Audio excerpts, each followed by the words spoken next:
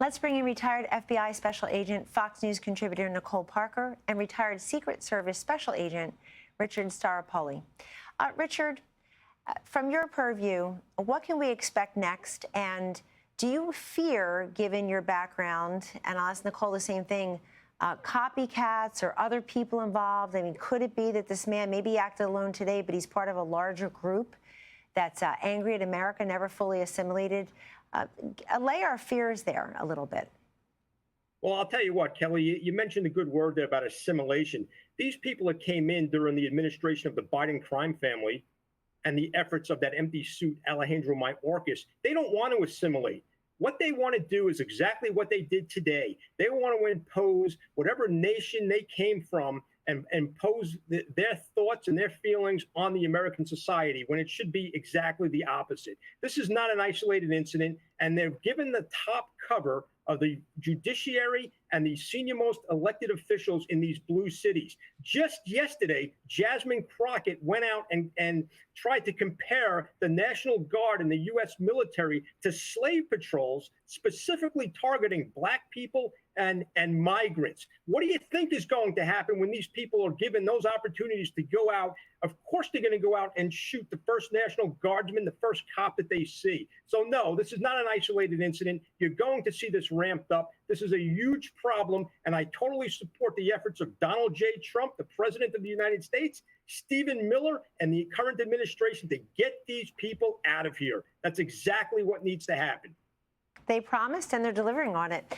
Nicole, same question to you. And let me ask you, what happens with the FBI now that we're past this sort of Comey era and all those folks who are pretending about Russia collusion and golden showers and stuff that never existed, this stupid Mueller report and everything. And now we're trying to restore faith in this FBI.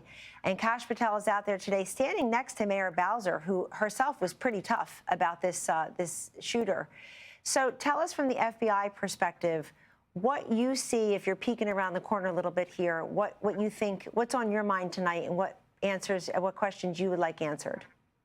So, Kellyanne, first of all, I'd like to share with the viewers, we talk about this vetting process, and Stephen Miller is exactly right, as is President Trump. And I can tell you, as someone who is working at the FBI during that catastrophic withdrawal from Afghanistan, there was an alleged vetting process that went on under the Biden administration. And let me explain to you what that consisted of. There were FBI agents like myself and all FBI employees. We received emails asking to, go help with this operation and this effort. Some went over to Qatar, others went to Kosovo, others went to Bahrain, different areas overseas, and they were supposed to be vetting individuals coming in from Afghanistan. And let me tell you what actually went down. There were FBI agents that went, there were FBI analysts that went, and for example, an FBI agent would be partnered with a DoD contractor. These DoD contractors did phenomenal work. They worked tirelessly, as did the FBI agents. And they had to literally interview all of these Afghanis that wanted to come into the United States. And they would ask them questions. They would look them up. They'd do deep dives into certain information. I'm not going to go into all those details. But Kellyanne, there would be times that there would be red flags, and therefore it would be brought to the attention of the Biden administration, particularly their State Department, and they would basically override their concerns and basically say, you know what, we're going to have them come in anyway, with the understanding that many agents from the FBI felt. And again, the FBI agents would document into a report exactly what information they were told. And so they did what they could. They did their job to do that vetting. But when you're being overridden by the Biden administration, by the Biden White House, by the Biden State Department, there's not much that you can do. And I can tell you that the government spent, a friend of mine was over there in August of 2022. He guesses that they probably spent billions of dollars on this operation. He calls it the largest boondoggle ever in government history, that they were looking like they were vetting. They were not. They allowed people in, and agents said this is a ticking time bomb waiting to explode, and that is what we witnessed today. An individual who never should have been permitted into our country was here and caused an act of terror.